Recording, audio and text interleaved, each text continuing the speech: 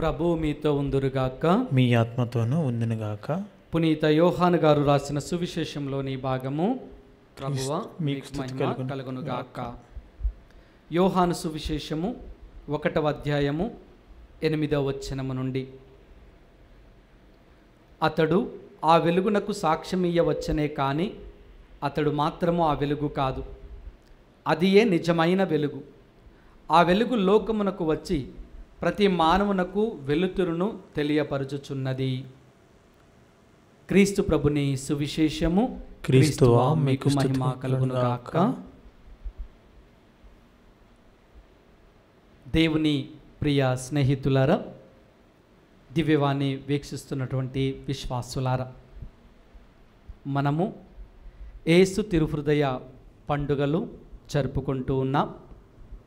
అదే విధముగా దివ్యవాణి ఛానల్ ద్వారా 3 రోజుల వడకంలో పాలు పంచుకుంటూ ఉన్నాం. యేసు తిరుహృదయమును గురించి ధ్యానించుకుంటూ ఉదయకాల సమయమున 2 అంశాలను మనం ధ్యానించాం. మొట్టమొదటిది యేసుక్రీస్తు ప్రభు యొక్క హృదయం. హృదయం అనగానే ప్రేమ. ఆ ప్రేమ ఎలా ఉంటుంది అనేది ధ్యానించాం. యేసు ప్రభు యొక్క హృదయము ప్రేమ కలిగిన హృదయము అని, కనికరము కలిగినటువంటి హృదయము అని, క్షమించు హృదయము అని, వినమ్రతతో నిండినటువంటి హృదయము అని నేర్చుకొని ఉన్నాం. అదేవిధముగా ఆ తిరుహృదయంలో కనిపించేటటువంటి సిలువ మనలను మన పాపముల నుండి రక్షించును అని నేర్చుకొని ఉన్నాం. ఇప్పుడు మనందరము కూడా ఆ హృదయంలో కనిపించేటటువంటి అగ్ని జ్వాల, ఆ అగ్ని జ్వాలను గురించి మనం ధ్యానించుకుందాం. క్రీస్తు ప్రభు యొక్క హృదయంలో కనిపించేటటువంటి అగ్ని జ్వాల మనం చూస్తాం. హెబ్రీలకు రాసిన లేఖ 12వ అధ్యాయము 29వ వచనాన్ని గమనించినట్లయితే, ఆయన దహించు అగ్ని అని వాక్యం నేర్పిస్తుంది. ఆయన దహించు అగ్ని అని హెబ్రీ పత్రిక నేర్పిస్తూ ఉన్నప్పుడు, ఆ యొక్క దహించు అగ్ని మనలందరినీ కూడా ఎలా ప్రేరేపిస్తూ ఉంది, ఆ అగ్ని ఏ విధముగా మనకు ఉపయోగపడుతూ ఉంది, అది మనలకు మరి మంచిని తీసుకొని వస్తూ ఉందా, ఆ అగ్ని మనలను ఏ విధముగా దహిస్తూ ఉంది అనే అంశాన్ని ధ్యానిద్దాం. నిర్గమకాండము 3వ అధ్యాయాన్ని మనం చూసినట్లయితే కనుక 2వ వచనంలో మోషే సీనాయి పర్వతము మీదకి వెళ్ళినప్పుడు అక్కడ మండుచున్నటువంటి పొదను చూస్తూ ఉన్నాడు. అంటే యావే దేవునికి ఒక ఆకారం అంటూ లేదు. ఆయన దహించు అగ్నిలో నుండి మోషేతో మాట్లాడి ఉన్నారు అనేది మనందరికీ తెలిసినటువంటి విషయం. క్రీస్తు ప్రభు యొక్క మానవ జీవితము ముగించిన తరువాత, శారీరక జీవితము ముగించిన తరువాత, శ్రమలు, మరణం, పునరుత్థానము తర్వాత ఆయన కూడా వెలుగుగా ఉన్నారు అనేది మనం చూస్తూ ఉన్నాం. ఆ వెలుగును గురించి ధ్యానిస్తూ ఉన్నాం. ఆ వెలుగులో ప్రయాణము చేసి వారు అందరూ కూడా రక్షింపబడతారు అనేది మనందరికీ విశిదతమే. అందుకే ఇప్పుడు మనం ఆలకించినటువంటి యోహాను సువిశేషం 1వ అధ్యాయము 8వ వచనంలో, బాప్తిజ యోహాను ఆ వెలుగునకు సాక్ష్యమియ్యవచ్చాడే కానీ ఆయన వెలుగు కాదు అంటున్నాడు. తనను తాను పూర్తిగా తగ్గించుకుంటున్నాడు, క్రీస్తుని హెచ్చిస్తూ ఉన్నాడు. దేవుని ప్రియ బిడ్డలారా, ఆ వెలుగు మనందరికీ కూడా మార్గచూపరిగా ఉండబోతుంది అని వాక్యం మనకు నేర్పిస్తుంది. ప్రియ స్నేహితులారా, మనం హృదయ పరివర్తన చెందాలి అని అగ్ని వెలుగు వలె మనతో సహవాసం చేస్తూ ఉన్నారు క్రీస్తు ప్రభువు. కావుననే నీవు నేను ఆ యొక్క క్రీస్తు వెలుగులోనికి ప్రయాణం చేయాలి. అందుకే ఆయన హృదయంలో అగ్ని ఎప్పుడు తపిస్తూ ఉంటుంది. నా బిడ్డలు నా దగ్గరికి ఎప్పుడు వస్తారా, ఎప్పుడు వారిని నేను శుద్ధులను చేసి నా వైపునకు ఆకర్షించుకోవాలా అని ఆ యొక్క మండుచున్నటువంటి అగ్ని ఆయనను ఏం చేస్తుందంట, ప్రజల వైపునకు నడిపిస్తుంది. దహించు అగ్ని. కాబట్టి నేను ఒకసారి ఆత్మ పరిశీలన చేద్దాం.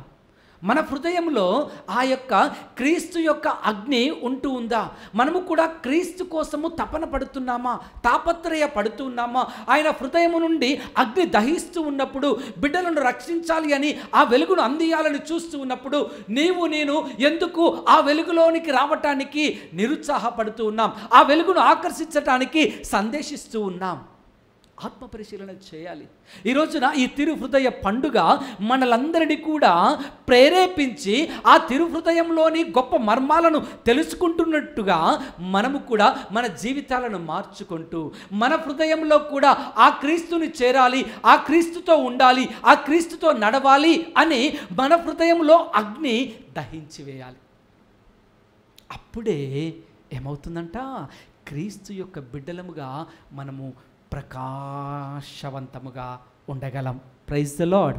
Praise the Lord. Hallelujah. Hallelujah. Hallelujah. Hallelujah. అలాంటి ప్రకాశవంతమైనటువంటి జీవితాన్ని మనము జీవించాలి అంటే ఆ వెలుగును మనం ఆకర్షితులం కావాలి. ప్రియ దేవుని బిడ్డలారా, ఉదాహరణకు మొదటి పేతురుకు రాసిన లేఖ 1వ అధ్యాయము 7వ వచనాన్ని చదువుకున్నట్లయితే కనుక ఇక్కడ వాక్యం సెలవిస్తూ ఉంది, పాడైపోయేటటువంటి బంగారం, నశించిపోయేటటువంటి బంగారమును అగ్నిలో కాల్చి పరీక్షించరా అని అంటూ ఉంది. అంటే ఎప్పుడో ఒక రోజున కనుమరుగైపోయేటటువంటి బంగారమునే అగ్నిలో కాల్చి అది మేలిమి అయినటువంటి బంగారమా కాదా అని పరీక్షించి దానిని నిర్ధారణకు వచ్చినప్పుడు ఇది మేలిమి బంగారమే అని మనము అనుకున్నప్పుడు దానిని ఆభరణముగా మార్చుకొని ధరించి సంతోషిస్తూ ఉంటాం.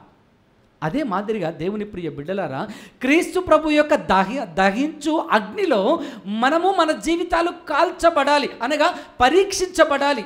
మన విశ్వాసం పరీక్షించబడాలి, మన నడవడిక పరీక్షించబడాలి, మన జీవితం పరీక్షించబడాలి. ఈ క్రైస్తవ జీవితంలో నేను క్రీస్తుతో సహవాసం చేసేవాడిగా చివరి వరకు నిలబడగలుగుతానా? మధ్యలోనే నేను చేయి విడిచిపెడతానా అని నేను కూడా ఆ యొక్క క్రీస్తు హృదయంలో దహిస్తున్నటువంటి అగ్నిలో పరీక్షించబడ్డప్పుడే మనకు అర్థమవుతూ ఉంది మన యొక్క విశ్వాసము విలువైనటువంటి విశ్వాసమా, క్రీస్తుని చేరేటటువంటి విశ్వాసమా, క్రీస్తుని ధరించేటటువంటి విశ్వాసమా కాదా అని తెలియపరచబడుతుంది. కాబట్టి నీ యొక్క విశ్వాసం ఎప్పుడైతే క్రీస్తు అగ్నిలో దహించి అనగా పరీక్షించి అది మెరుగుపడుతుందో ఆ విశ్వాసాన్ని దేవుడు ఏం చేస్తాడు, పైకి తీసుకొని ఈ లోకంలో అందించి ఏం చేస్తారంట, ఇదిగో ఈయన నా ప్రియమైన కుమారుడు, ఈయన నా ప్రియమైన కుమార్తె, నాతో నడుస్తూ ఉన్నప్పుడు పరీక్షించబడ్డాడు. ఈ రోజున ఈ బిడ్డ యందు నేను ఆనందించుచున్నాను. Praise the Lord. హల్లెలూయా. చాలా చక్కటి మాట. ఈయనను చూచి నేను ఆనందించుచున్నాను, ఈమెను చూచి నేను ఆనందించుచున్నాను. ఎందుకంటే ఈమె లేదా ఈయన విశ్వాసము పరీక్షింపబడినది, ఆ విశ్వాసము మెప్పింపబడినది, కాబట్టి నేను ఆనందించుచున్నాను. ఇంకా చక్కటి ఉదాహరణ చూసినట్లయితే యోబు జీవితం. యోబు యొక్క విశ్వాసం పరీక్షింపబడినది, యోబు యొక్క జీవితం పరీక్షింపబడినది, యోబు కుటుంబం పరీక్షకు గురి కాబడినది. అందరూ విడిచిపెట్టినా కానీ యోబు మాత్రము దేవుణ్ణి విడిచిపెట్టకుండా ఒక చక్కటి మాట యోబు గ్రంథంలో మాట్లాడుతున్నాడు. నేను ఈ లోకమునకు దిగంబరుడిగా వచ్చి ఉన్నాను, ఈ లోకము నుండి వెళ్ళిపోయేటప్పుడు దిగంబరుడిగా వెళుతాను అని యోబు మాట్లాడుతూ ఉన్నాడు. ఎలాంటి పరిస్థితులు యోబు ఎదుర్కొన్నా కానీ యోబు పరీక్షలో నెగ్గాడే కానీ పరీక్షలో పరాజయం పాలు కాలేదు. కాబట్టి దేవుని ప్రియ బిడ్డలారా, నీ యొక్క విశ్వాసం, నీ క్రైస్తవ జీవితం, నీ వ్యక్తిగత జీవితం క్రీస్తులో పరీక్షించబడాలి. క్రీస్తు యొక్క వెలుగులో అది దహించి వేయబడాలి. దహించవేయబడినప్పుడు ఏమవుతుందంట, నీ విశ్వాసము మెరుగుపడుతూ ఉంది, నీ విశ్వాసం ఎంత బలమైనదో తెలుస్తూ ఉంది అని ఈ రోజున క్రీస్తు యొక్క తిరుహృదయంలోని అగ్ని మనకు నేర్పిస్తూ ఉంది దేవుని ప్రియ బిడ్డలారా. శిష్యులందరూ భయపడుతూ ఉండగా, భయాందోళనలను చెందుతూ ఉండగా, వారందరూ పై గదిలో ఏం జరగబోతుందో, మా తండ్రిని, మా గురువును, మా ప్రభువును సిలువలో చంపివేశారు, ఇక మా పరిస్థితి ఏమిటి అని ఆందోళన చెందుతూ ఉండగా ఏం జరిగిందంట? అపోస్తుల కార్యములు 2వ అధ్యాయము 2వ వచనం చూస్తూ ఉన్నప్పుడు, వారందరూ పై గదిలో భయముతో ఎడతెగక ప్రార్థనలు చేయించు ఉండగా అకస్మాత్తుగా వారందరి మీద పరిశుద్ధ ఆత్మదేవుడు అగ్ని నాలుకల వలె వెంచేసి వచ్చి ఉన్నారు అని వాక్యం నేర్పిస్తుంది. అగ్ని నాలుక వలె వారందరి మీద వెంచేసి వచ్చినప్పుడు ఆ అగ్ని నాలుక వారందరినీ ధైర్యపరిచి ఉన్నది అని మనం వింటూ ఉన్నాం.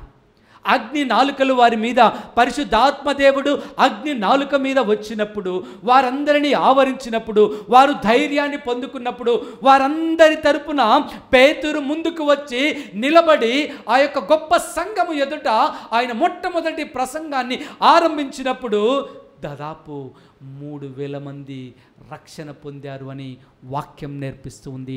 ప్రియ స్నేహితులారా, అనగా ఎప్పుడైతే పరిశుద్ధ ఆత్మదేవుడు అగ్ని నాలుక రూపములో ఆ యొక్క శిష్యులందరి మీద వేంచేసి వచ్చి ఉన్నారో, అప్పుడు ఆ అగ్ని ఆత్మ ఏం చేసిందంట?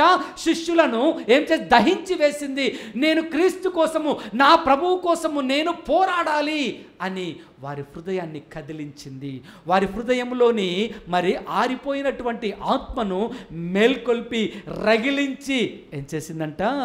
ముందుకు నడిపించేదిగా చేసింది. దేవుని ప్రియ బిడ్డలారా, క్రీస్తు యొక్క వెలుగు మనందరికీ ఎంతో మరి శాంతిని, ఎంతో ఆనందాన్ని కలిగిస్తూ ఉంటుంది. కాబట్టి ఆ యొక్క వెలుగుతున్నటువంటి క్రీస్తు యొక్క హృదయంలో వెలుగుతున్నటువంటి అగ్నిని మన హృదయాల్లో వెలిగించాలి. ఎప్పుడైతే మన హృదయంలో వెలిగిస్తూ ఉంటామో అప్పుడు నేను క్రీస్తు కోసం ఏం చేస్తామంట? తాపత్రయపడతాం. క్రీస్తు కోసము మాట్లాడటానికి ఒక అడుగు ముందుకు వేస్తాం. క్రీస్తు కోసము నేను నా జీవితమును సమర్పించుకుంటాము అని ఒక నిర్ణయాన్ని తీసుకోగలుగుతాం. అలా నిర్ణయం తీసుకోవటానికి నువ్వు సంసిద్ధురాలిగా ఉన్నావా? దేవుని ప్రియ సహోదరి సహోదర, అపోస్తుల కార్యములు 9వ అధ్యాయం 3వ వచనాన్ని మనం గనక ధ్యానించినట్లయితే సౌలు యొక్క జీవితాన్ని ఇక్కడ మనకు తెలియపరుస్తూ ఉంది. సౌలు క్రైస్తవులందరినీ కూడా హింసించటానికి డమస్కస్కు ప్రయాణం అవుతూ ఉండగా అకస్మాత్తుగా ఆ ఎడారిలో ఒక గొప్ప వెలుగు సౌలును ఏం చేసిందంట? ఆకర్షించింది. ఎప్పుడైతే సౌలు మీద ఆ గొప్ప వెలుగు వేం చేయబడి ఉన్నదో, సౌలు ఆ ప్రయాణం అవుతూ ఉండగా ఆ గుర్రము నుండి క్రింద పడిపోతూ ఉన్నాడు. దేవుని ప్రియ బిడ్డలారా, ఆయన క్రింద పడుతున్నాడు అంటే సౌలు చీకటి నుండి వెలుగులోనికి రావటానికి తయారవుతూ ఉన్నాడు అని అర్థం చేసుకోవాలి. కింద పడుతున్నాడు అంటే సౌలు జీవితము ఆ రోజుతో ముగిసిపోతుంది అని మనం అర్థం చేసుకోవాలి. ఎప్పుడైతే వెలుగు సౌలును ఆవరించిందో సౌలు జీవితము ఆ రోజుతో, ఆ ప్రయాణంలో, ఆ సమయంలో ఏమైపోయిందంట? అంతమైపోతూ ఉంది. ఇక పౌలుగా ఆయన ఏం చేస్తున్నాడు? ఉదయిస్తున్నాడు. క్రీస్తు వెలుగును పొందుకొని ఆయన ఒక నూతన జీవితాన్ని, ఒక నూతన వెలుగుతో ఆయన ఏం చేస్తున్నాడు? డమస్కస్కు ప్రయాణం అయిపోతున్నాడు. Praise the lord.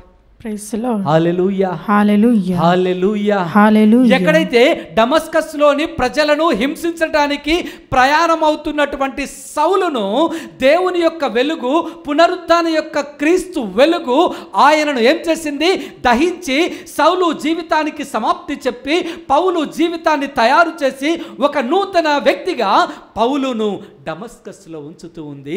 డమస్కస్లో ఉంచడమే కాకుండా పౌలును క్రీస్తు ప్రభు యొక్క శిష్యునిగా, అపోస్తులునిగా మార్చివేస్తూ ఉన్నది ఎవరు అంటే పునరుత్థాన క్రీస్తు యొక్క వెలుగు ఆ యొక్క పౌలు యొక్క హృదయంలో ఎప్పుడైతే ఉద్భవించిందో, ఉదయించిందో, ఆ యొక్క వెలుగు ఏం చేసిందంట? పౌలును రగిలించింది. ఎందుకోసం రగిలించింది అంటే క్రీస్తుని చాటి చెప్పటానికి, క్రీస్తు విలువలను తెలియపరచటానికి, క్రీస్తు మార్గాన్ని అందించటానికి ఆ యొక్క పౌలు యొక్క హృదయములో, పౌలు యొక్క జీవితంలో క్రీస్తు యొక్క అగ్ని దహించి ఏం చేసింది? క్రీస్తు యొక్క అపోస్తులుడిగా మార్చింది. ప్రియ దేవుని బిడ్డలారా, ఇది ఆ యొక్క వెలుగులో ఉన్నటువంటి గొప్పతనం. ఆ వెలుగు దగ్గరికి రావాలి అంటే మనం ఎంతో ఇష్టముగా, ఇష్టపూర్తిగా, ప్రేమతో ఆ వెలుగును మనం ఆకర్షించాలి. కానీ చాలా సందర్భాల్లో మనందరము వెలుగులోనికి రావటానికి ఇష్టపడం. ఎప్పుడు కూడా మన చుట్టూ ఏముండాలి? చీకటి ఉండాలి, ఒంటరితనం ఉండాలి, ఒక్కడినే ఉండాలి. నా చేతిలో ఒకటి ఆ యొక్క ఫోన్ కానీ లేదా వేరే ఒక ఇన్స్ట్రుమెంట్స్ కానీ ఉండాలి. దేవునితో సంబంధం లేకుండా నేను ఉండాలి. దేవుడు అంటే వెలుగు, దేవుడు అంటే అగ్ని, దేవుడు అంటే ప్రేమ కలిగిన వాడు అనేది మనకు అవసరం లేకుండా ఈ లోకంలో మనము ఎలా ఉంటున్నాము అంటే ఒంటరిగా, నాకు ఎవరితో అవసరము లేదన్నట్టుగా చీకటి జీవితాన్ని జీవిస్తున్నటువంటి నిన్ను, నన్ను ఈ తిరుహృదయ పండుగ, మరి ముఖ్యంగా ఈ 3 రోజుల వడకం మనలందరినీ కూడా ఏం చేయాలంట? ఆలోచింపచేసేదిగా ఉండాలి. క్రీస్తు యొక్క వెలుగును నేను ఏ విధముగా ఉపయోగించుకుంటూ ఉన్నాను? క్రీస్తు యొక్క వెలుగులో నేను ఏ విధముగా నడుస్తూ ఉన్నాను? అసలు క్రీస్తు యొక్క వెలుగులో నేను నడవగలనా లేనా అని ఆత్మ పరిశీలన చేసుకొని ఒక చక్కటైనటువంటి నిర్ణయానికి వచ్చినట్లయితే ఆ వెలుగు మనలందరినీ కూడా క్రీస్తు వైపునకు, క్రీస్తు హృదయము వైపునకు, క్రీస్తు యొక్క రాజ్యము వైపునకు మనల్ని ఏం చేస్తుంది? నడిపిస్తూ ఉంటుంది. దేవుని ప్రియ సహోదరి సహోదరులారా, కావుననే నీవు నేను మనందరము కూడా ఆ వెలుగునకు ఏం చేయాలంట? ఆకర్షితులం కావాలి. సిలువకు ఆకర్షితులం కావాలి, హృదయానికి ఆకర్షితులం కావాలి, వెలుగునకు మనము ఆకర్షితులం కావాలి.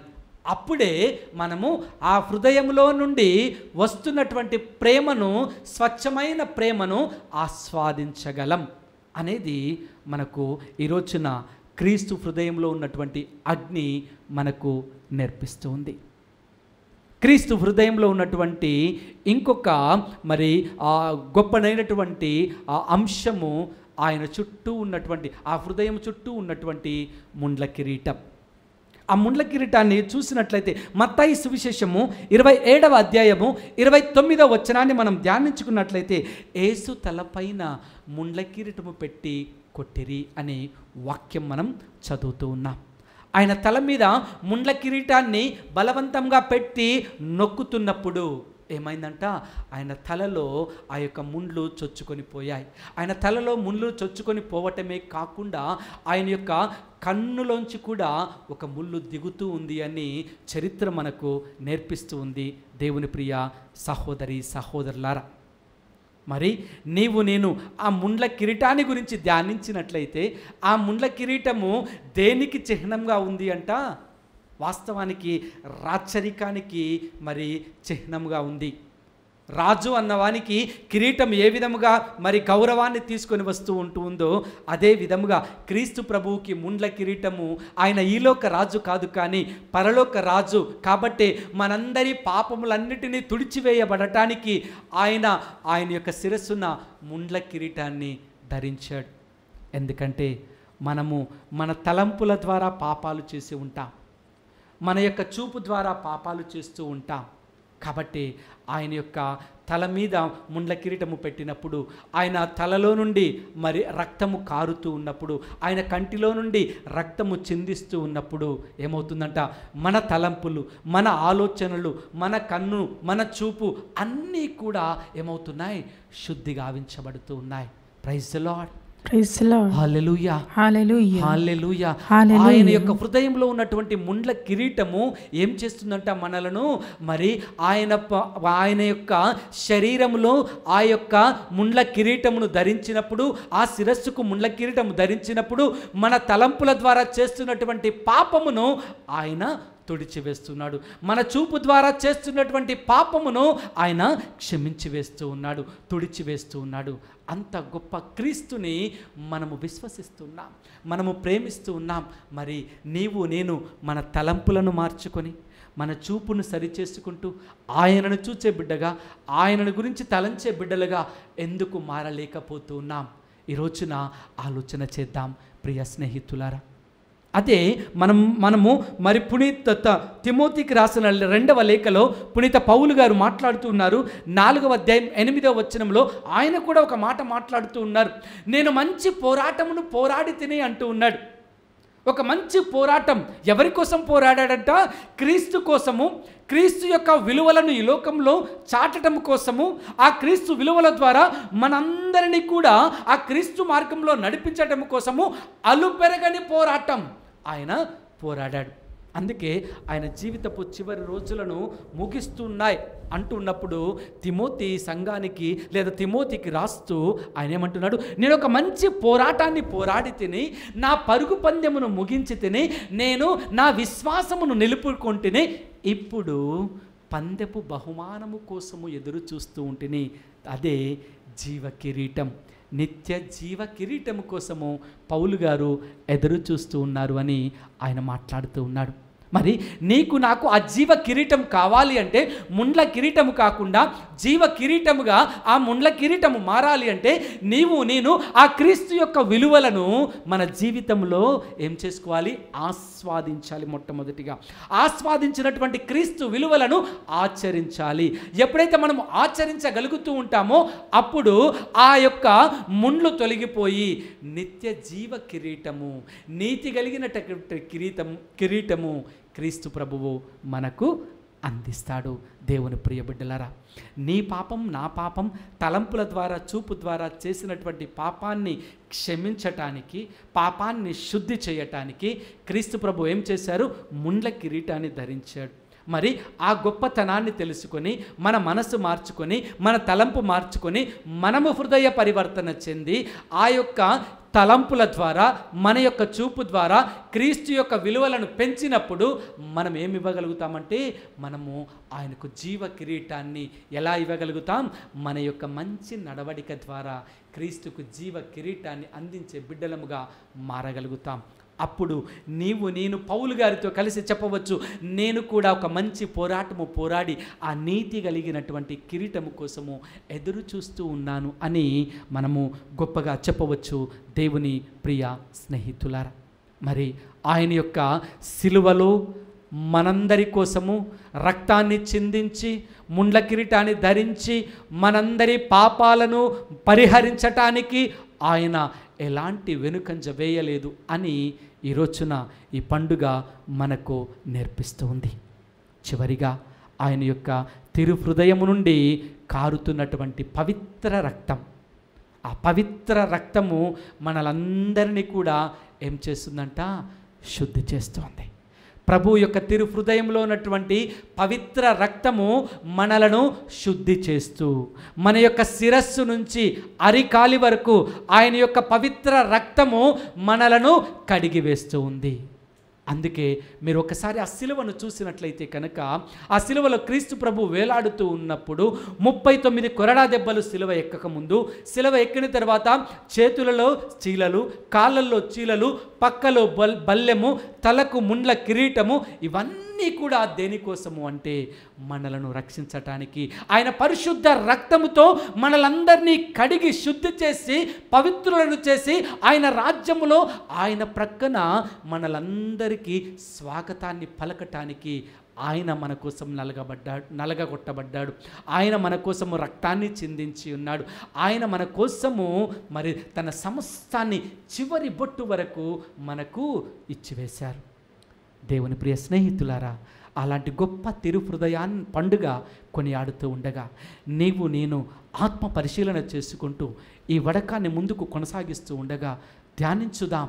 మనము ఎక్కడ క్రీస్తుకి మనము మరి చేతిని అందిస్తూ ఉన్నాం. ఎక్కడ నువ్వు చేయి అందిస్తే అక్కడ నిన్ను పట్టుకుని లేవనెత్తే క్రీస్తు నీ ప్రభువు, నా ప్రభువు. కాబట్టి అందరము కళ్ళను మూసుకుందామా? కళ్ళను మూసుకొని ప్రార్థనలో ఏకీభవిద్దాం, ప్రార్థనలో సహకరిద్దాం.